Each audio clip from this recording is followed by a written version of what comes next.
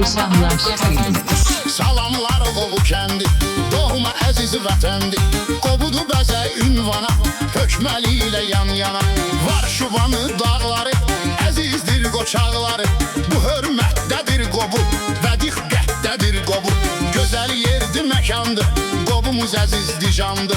Bakının əziz kəndidir, şair də adın dedi. Görməyirəm haçandır, cəmaatı mehribandır. Bu cürdü təsvirləri, dəyərli şairləri. Hər birinə salam var, nə qədər yaxşı kəlam var. Desə də lerili İslam, yenə də bəs etməz tamam.